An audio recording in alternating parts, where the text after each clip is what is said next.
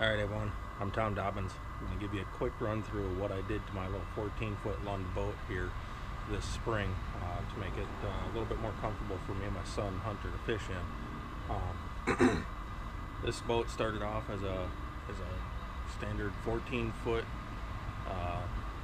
Lund S-14 with the 3 bench seats. I did a modification to it years ago where I took out the middle bench here and I put a flat floor in up to the front bench seat, then created a storage box up front. But it didn't quite work out for what we wanted to do with the boat. So this past winter I sat down and I worked out a design for what I wanted to do with the boat and got some aluminum and got started. I framed everything in with aluminum. It's got marine grade plywood covered in carpet for all the surfaces and boxes and whatnot. But all the framing underneath of the plywood is all done with aluminum. So I wanted to make this boat more fishable, so I'm gonna grab the camera here and just kind of show you what we did. So towards the front of the boat here, you can see that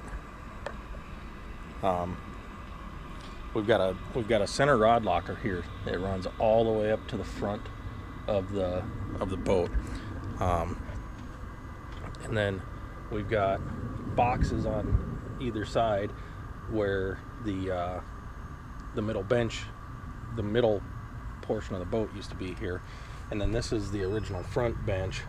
And then on either side of the rod box, I've got boxes up here that we can store life jackets and whatnot in. Got 2 life jackets in here, one for me, one for my son. I can fit 2 more in the box on the left-hand side of the rod box. You can see I've kind of got a conglomerate of crap up in the front up there. It just kind of becomes storage over the season of fishing. And you can obviously see got a radio up here and got it hooked up to my iPod, playing some tunes. Works out pretty nice. Up on the front I've got a couple of cup holders. You can see this fancy little contraption right here. I put together basically my own version of a power pole spike, manually operated, and for 30 bucks I got a pretty solid deal there. I'll show you how it works real quick if I can set this on the top of the truck. So I've got this fiberglass rod that I bought off Amazon. Got a couple of points for it, and it just slides in like so, and I can anchor the front of the boat, so when the wind is blowing, it's blowing the back of the boat around. I've got a bracket built for the back as well, but I haven't put it on yet. The front one seems to work pretty darn good. Along with the little micro spike, I've also got a Maxxum 74 up here. This trolling motor might be overkill for a 14-foot boat, but I can hold current, or I can hold position in a pretty heavy current, and it doesn't bother me to go out in big wind. I just have to stay on the pedal so I don't get blown around. Alright.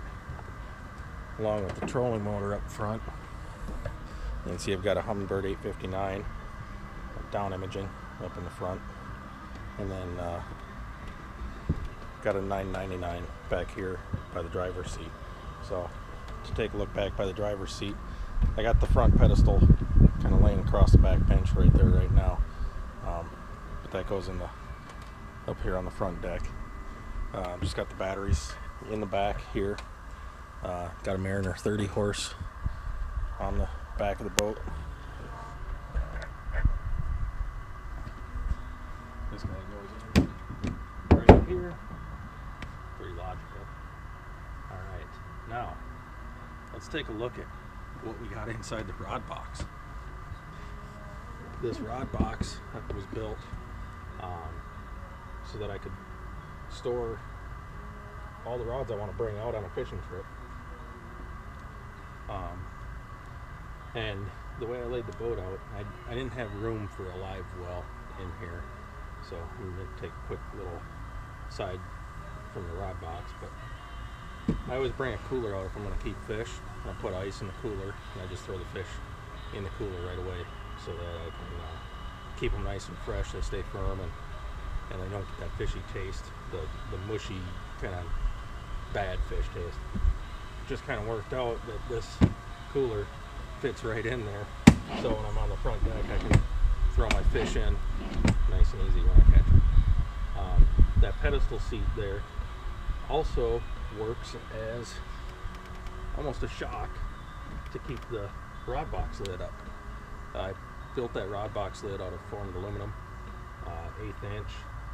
The rod box dimensions are 7 3/4 by 10 inches wide, and if you take a look in here, I've got a pile of rods sitting in that rod box. I'll pull them all out so you can see what I got in there, and you'd be amazed at what I can do in there.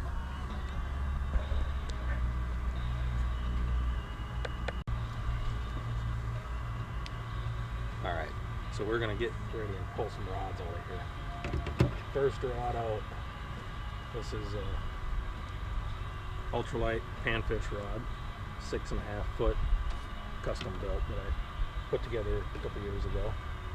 This here is a 5.5 foot ultralight for panfish as well. That's one my son uses most of the time when we're pan fishing. This is a 6 foot medium action. Run tube jigs on that rod a lot, or small jerk baits. This one here is a 6.5, I believe, 6.5 or 6 foot St. Croix medium heavy spinning rod. My son uses that one for frog fishing when they go fishing for bass. Then here I've got my son's 6.5 foot medium heavy, and we've been fishing down on the Mississippi a lot the last couple of weeks, and been using swim baits down there to catch some smallmouth bass. We got a motorcycle leaving. Now casting rods. I've got 6.5 foot medium heavy. This is the first rod I really worked long hard to buy. Got it when I was 12 years old. Daiwa Heartland X rod and Shimano Sitica reel. Here I've got a 7 foot St. Croix fiberglass rod. I use it for tossing spinner baits and crank baits. Here's a little bit heavier rod. It's 7.5 foot heavy action. Use it for big jigs and frogging. And this one is a 6 foot older rod, medium heavy action. Broke a rod earlier this year, so I've just been using this one as a backup. So quite a few rods in that little rod box. I'm going to show you guys the inside of it here in just a minute.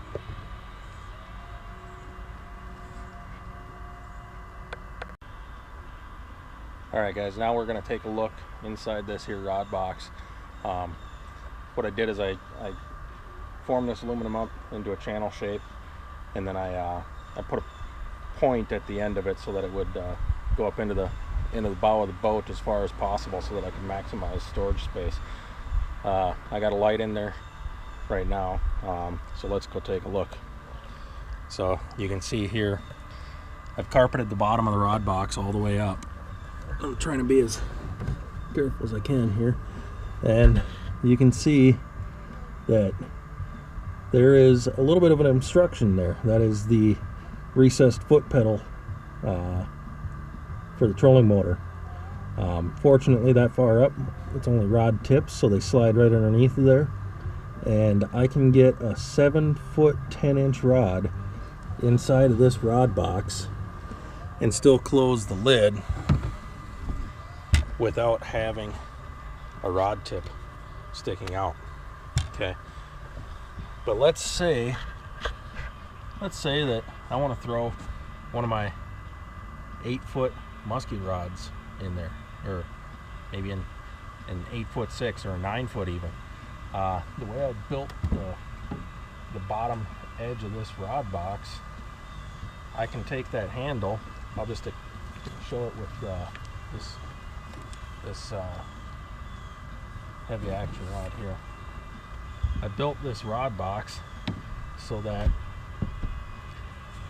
handles can stick out on the floor and still have the rod pretty much all stored inside of the box for transportation to and from the lake.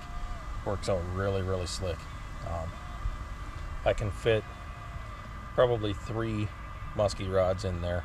And you really don't want any more than that in this boat with the size anyway. So, alright, now I'm going to clear some rods out of the way, and we're going to take a look inside those storage boxes. You'd be amazed at how much I can get in those boxes. Alright, give me just a second here.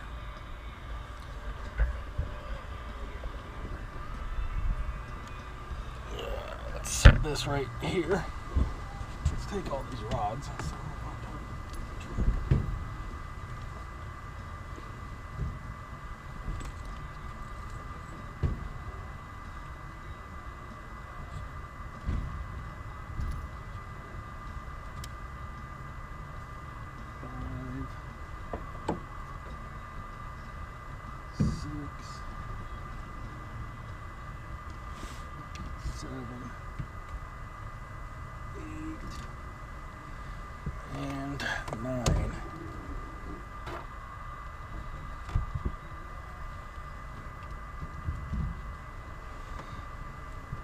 So I don't know if you saw that or not, but there were 9 boxes inside that rod, or 9 rods inside that box.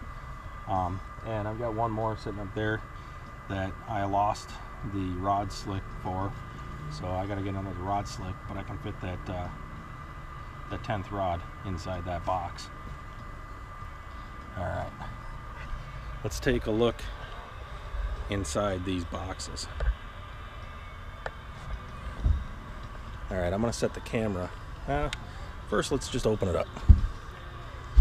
There's one side, and there's the other side. I'm going to set the camera down and just pull this stuff out of these boxes so you can see how much actually fits in there. I'm going to get the cooler out of the way here. Alright. On the port side box, we got 1, 2, 3, 4, 5, 6,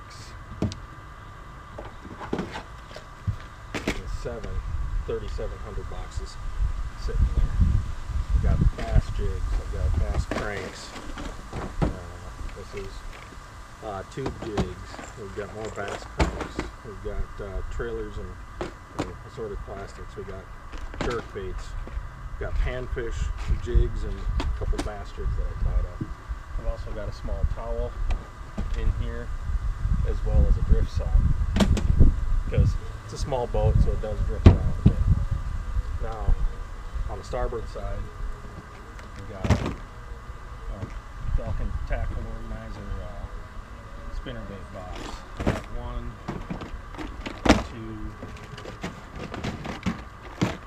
2, 3 more 3700s, a couple of 3600s filled with panfish plastics,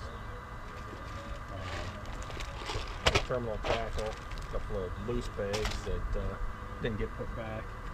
This is just a bag of assorted stuff that I picked up over the year.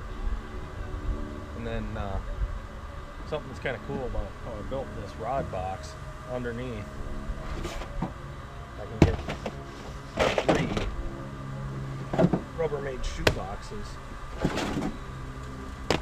full of plastics right underneath of that rod box.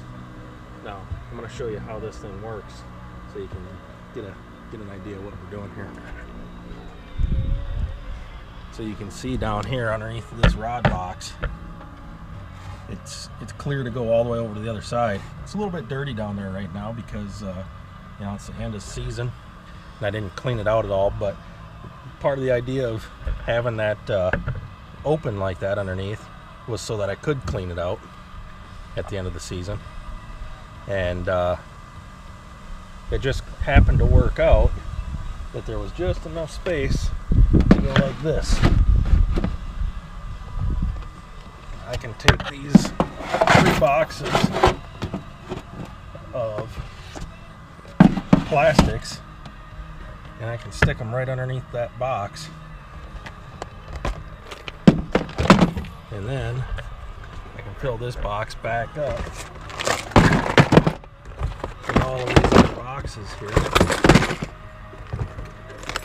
You can see even with the amount of tackle I've got stuffed in this box, I could still take and put 1, 2, 3, 4, maybe. Yeah, not quite gonna go right there. Oh, that's gonna hit the angle. I can get another 4 3700 boxes in there, and if I did this right, I could probably squeeze another 1 or 2 right there. So I can definitely stuff this boat with tackle boxes if I decide I want to do that. Probably get to be too much tackle to actually go through in a day if you have that much in there.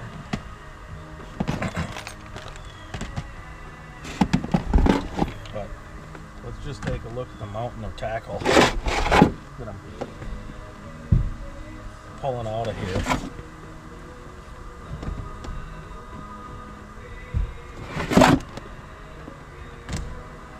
Alright, we're going to close up this lid. Take another quick look here. I don't know, that's a little bit of tackle that'll fit in that couple of boxes, and they weren't even full. I could easily get probably another 5 or 6 3700 boxes in there pretty well. So there's a look at tackle storage.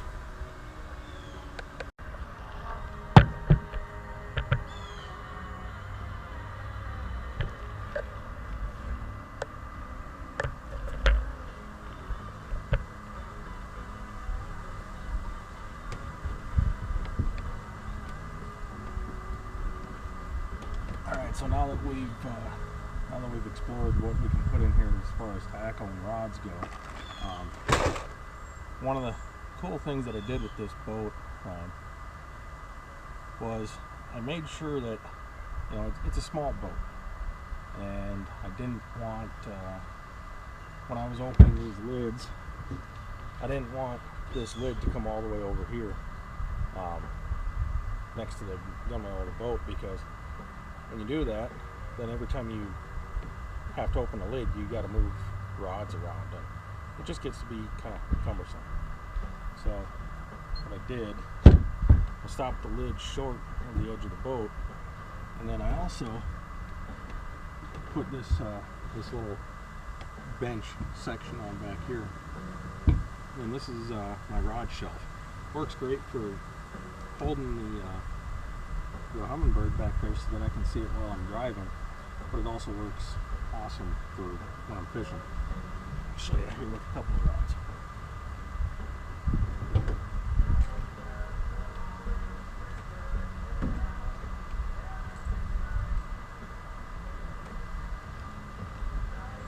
Okay, let's say we're out for a day of bass fishing, and I want to have a couple of rods laid out.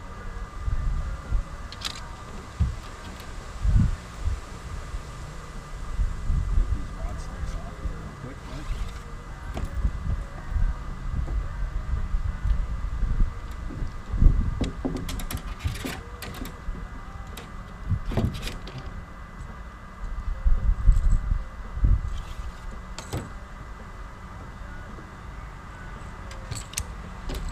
Here I've got 3 more rods at the ready, and I can be fishing with another one, and then I can lay a couple down on the other side, but then they're not laying down on anything, and there's more of a chance of breaking them when they're not laying on top of anything. And it's kind of a protected area over here from the rod tips behind the Humminbird. Works pretty good to keep things safe. But you can see I can still open those lids. It doesn't do anything to the rods. I'm generally not going to be going into this box after the launch ramp, but I can still get in there without really affecting too much. So yeah, that's kind of the nickel tour of the little 14-foot Lund. Thanks for watching, and thanks for all the words of encouragement as I built it this spring. We'll see you guys later.